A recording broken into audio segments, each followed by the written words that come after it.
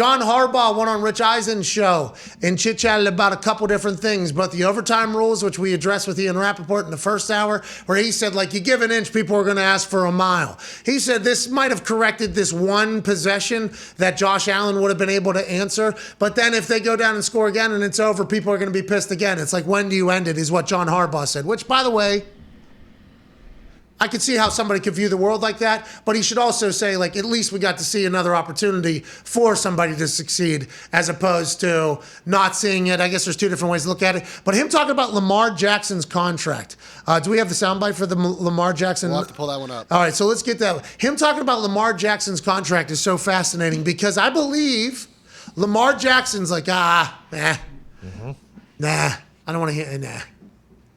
Hey, let's get a long-term deal done, like $200 some million. We'll get to it later, man. That is what it sounds like whenever John Harbaugh is speaking about it here on the Rich Eisen show. Like, legitimately, he said you can't force it. Negotiations are a two-way street, basically. You can't force Lamar into wanting to do this, and when he does come in, we'll take care of it, but he wants to focus on being a football player. And then Harbaugh even makes a great thing at the end where he says, like, Rich, do I ask or care about your salary with your company that you work with? He said this is like a whole new conversation, basically, that has become something where everybody's worried about everybody else's contract. We have the audio?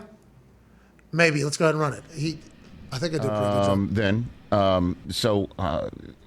job. Lamar's your long-term quarterback, though, right? I mean, so... Yes. Okay. Of course. You think, quarterback? I can guarantee you there's going to be a big Twitter storm when I say this. Yes, sir.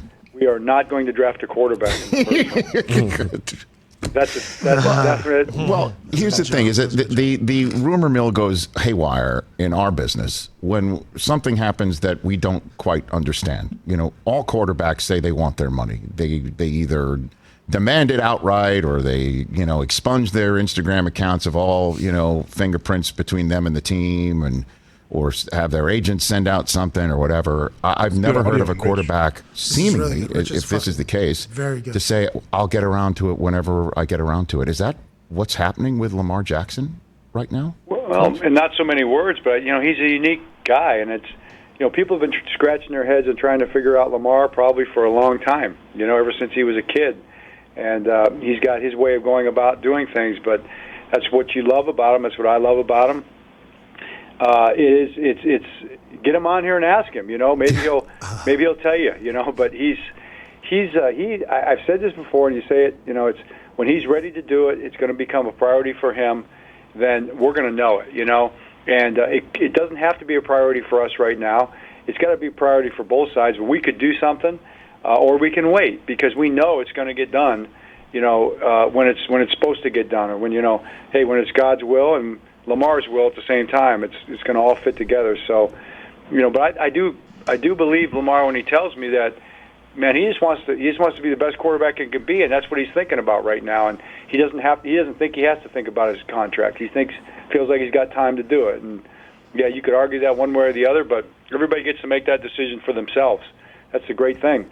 That's his choice, not somebody else's. So, somebody else wants to talk. Yeah, I tell you what, all the pundits out there, if they want to give me, well, no, please don't. You can call me. But if you want to talk about, your particular contract situation and how you're doing with your salary and when you're going to go ask your boss for a raise and all that, maybe we could, all talk about that back and forth and have that conversation. But in the end, the person gets to decide for themselves. So that's what Lamar's doing. I think it's kind of cool and funny and fascinating how everybody wants to talk about it and speculate on it. But it's really pretty simple, I think. He's not ready, and when he's ready, we'll be ready, and when that happens, we'll have something. So, what are the conversations like with him when you? That's awesome. I think the thing about, by the way, shout out Rich. Yeah. Rich Eisen nominated for a sports Emmy. That's right. The show. I hope they all win. Everyone wins.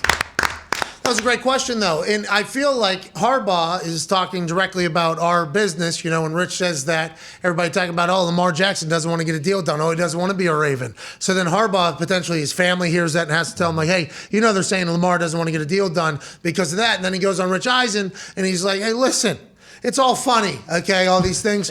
Lamar literally just doesn't want to deal with this right now, and he does all his own business. That is so awesome that Lamar's like, all right, my contract's for another year. We'll deal with this when the contract's up. I'm going to play football. And also, I like the fact that he's just like, we don't need to do that right now. I can do that later. When all anybody ever thinks about, especially with the style that Lamar Jackson plays with, is an injury taking all of that away out of nowhere. And Lamar's like, nah, I'm cool with it, man. You never see him take big hits. You've seen him get better. They won a playoff game. Last year it seemed to be a clusterfuck for them, but if he comes back in balls with these other contracts that are maybe falling in line with the quarterback thing, he's going to get broken off, AJ Hawk.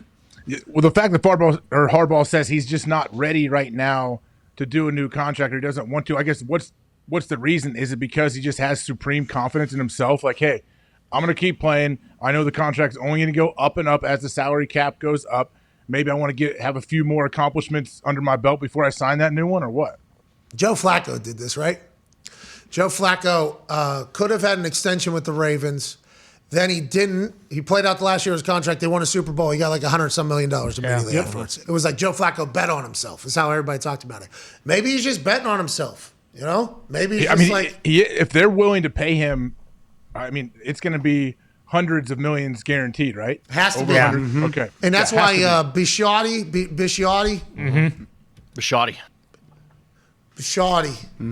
was saying what they did over there in Cleveland with that Deshaun Watson $230 million fully guaranteed contract was a bunch of fucking gabagool. You know? Yeah.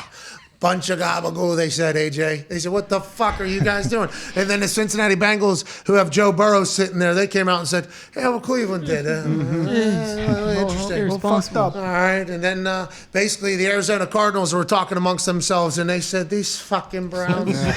These fucking Browns. What are they doing? Yeah, it's a whole new market now because Deshaun Watson's deal with the Cleveland Browns. I'll be excited to see. Kyler Murray, though, remember, there was a little bit of an earthquake. Rich Eisen alluded to this. His agent put out a message. There was Instagram deletion, which Rich Eisen also alluded to. Rich crushed it in there. Mm-hmm. But they figured that out, I guess. He's all the way back. Him and J.J. Watt were lifting. So things can be made right, and maybe deals can change and ideas can move. But I like if this legitimately is just Lamar saying, nah, I'm going to play one more year and I'll fucking get my money later. That's awesome. Well, Kyler too he said he wanted a new deal before the start of the draft. Yep. Like, I guess if nothing's public yet, they might just be waiting to do that. But do you think that he'll so now you assume that they have to get something done before the draft now?